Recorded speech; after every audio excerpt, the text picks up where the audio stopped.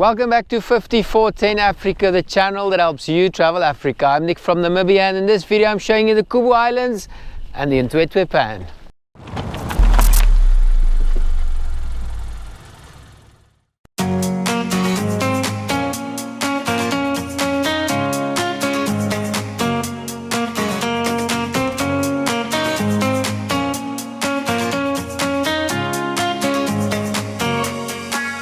Good morning everyone, I'm on my way to Kubu Island, the very popular Kubu Island. Left from Letlhakane this morning. It's about 50 kilometers to the village of Mmatshumo, all tar road, up to Mmatshumo's tar road. Tar road ends from Mmatshumo. There is a little sign that says Kubu Island, 45 kilometers, and I'm now on that road.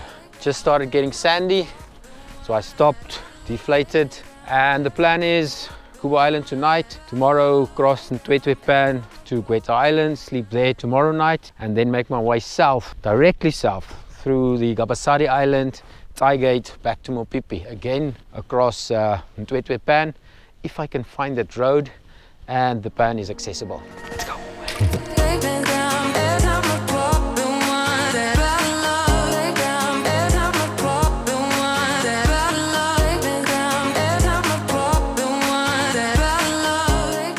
Here we are, the first sight of the pan. Pretty beautiful. And I'm only on the edge now. The drive is pretty easy. There's a lot of different small roads that go left and right. But I mean, they all keep on ending up on the same place. So it shouldn't be too difficult. It's just up to you to pick the best one every time, which is not always possible. I'm gonna cross the pan. I saw the GPS telling me this is the dry season route. I am smack bam in the middle of the dry season. I have spoken to other people that came down a couple of days ago. They told me it's 100% dry, I don't have to worry. Same goes for these roads that I just used. Now they're pretty good. And I'll keep on saying this in my videos. I am here in the middle of the winter. This is probably as dry as it gets. Remember that during the rainy season, it might be a completely different story. So get the local on the ground information when you drive these roads in Botswana.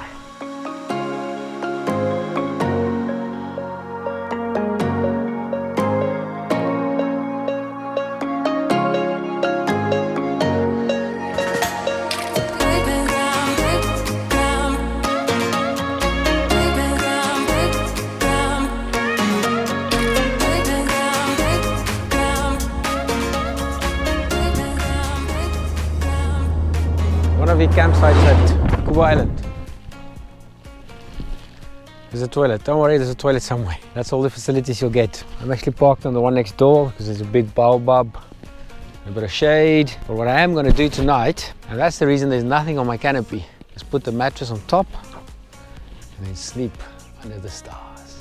Life is good.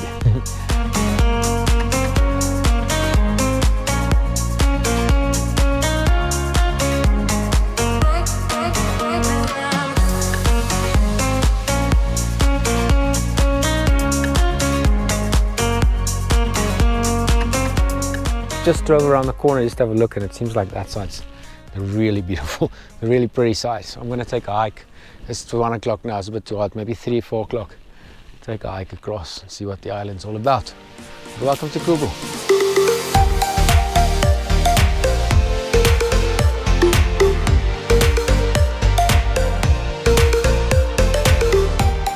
Just went for a good hike around the Kubu Island. As you can see, it's literally an island, a rocky outcrop, a whole lot of baobabs on them, and it just sits in the middle of the white pan. It's like a pan all around, all around. It's not very big. I crossed it probably in less than half an hour. Good, interesting hike. I went all the way up to the little hill.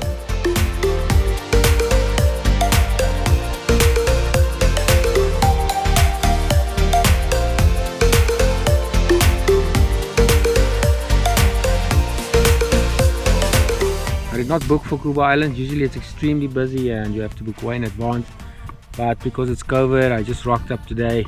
There's a small little reception office.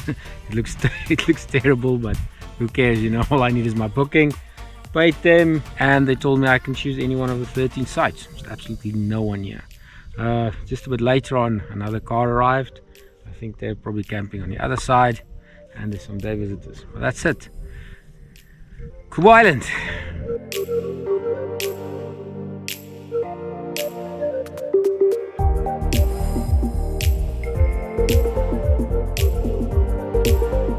back from the hike and it was pretty cool. I haven't done a hike since the Tsodilo Hills. Decided to move my campsite all the way to the edge, and the reason is, before I tell you the reason, these trees are not baobabs. I know some of you have already started typing, correcting me.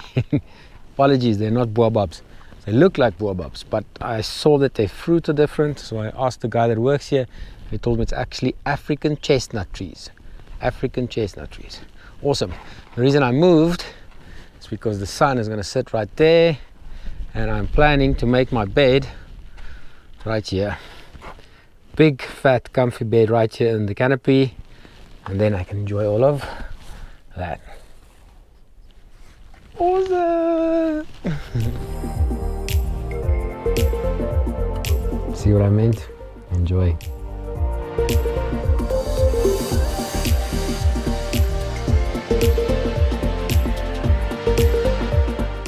Morning everyone, camping at Palapia, campsite number 6 went very well last night. You're right on the edge, so the sun sets beautifully in front of you on the west, and in the morning it sort of rises over that corner from the east. Obviously it will move around a little bit during the year, but for this morning it was perfect. A little bit more information about the camp itself. The guy did tell me that you can expect some kudu, springbok, brown hyena, but that's obviously very, very random. And I did have a little jackal last night visiting the camp, but they're harmless. You just go away. You can buy firewood. 25 pula gets you a decent bundle of firewood. I was pretty happy with what I got. And then facilities, toilets are atrocious, they're smelly, kind of not clean, and very small. This is one of those times where having your own will be a massive benefit. Plan today is just to drive to Gweta. How to get there? That's the corner where I slept. So you drive all around and you head for the bush on that side. He did say there's multiple tracks, but don't worry, they all eventually lead to the same place. And it does make sense because that's west, that's north, Gweta should be northwest. So let's get going.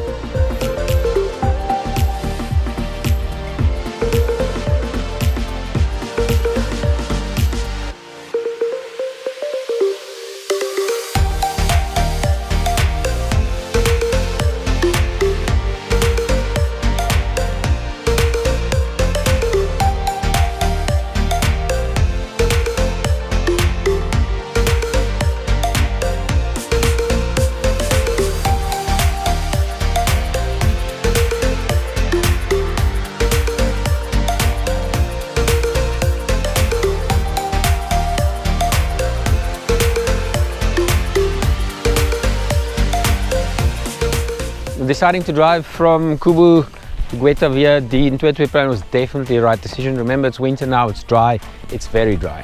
Scenic drive, fun, and obviously you get to pass through the pan. From Kubu, you head northwest to the Ntwetwe Veterinary Gate. Just south of Ntwetwe, you'll find a small little village, well, a couple of houses. You turn right there, and then you head north until you pass through the gate. As you pass through the gate, there's a sharp left. On that corner is the adventure camp. The road that heads straight north, I assume, goes to the tar road, and then it's a sharp left. There's a little sign in the grass, but it's kind of confusing. All you do is a sharp left, and you drive all the way next to the veterinary gate. You literally drive down into the veterinary gate. Eventually the road goes to the right, away from the veterinary gate. You'll go through Gumba, a small little house, and from there onto the Ntwetwe Pan. Eventually it flattens out to the grass plains, and then you'll get to the pan. Not quite the sea of white that I hoped for.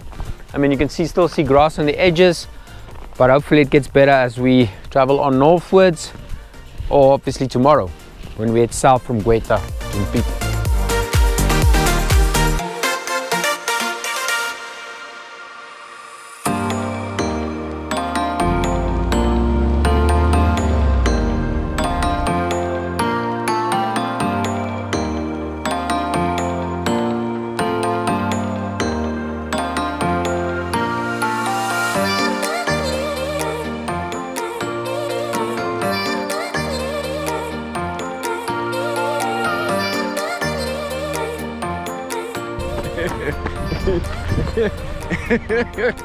That's Frank! That's Frank!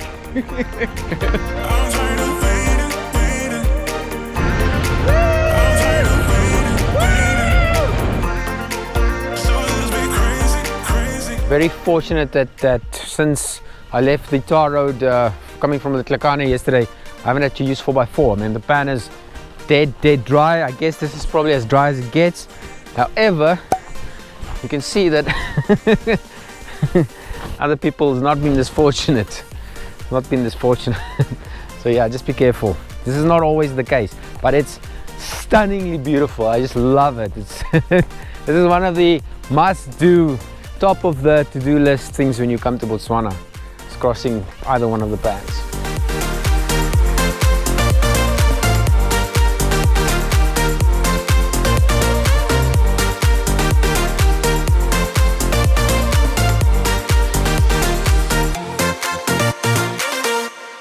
This is unfortunately where it ends. That's such an amazing drive yesterday. After the initial pan, I found another pan, and then the grass plains, and then the villages started. It was so amazingly beautiful. I could easily have just stopped there, pitched my tent and lived there forever.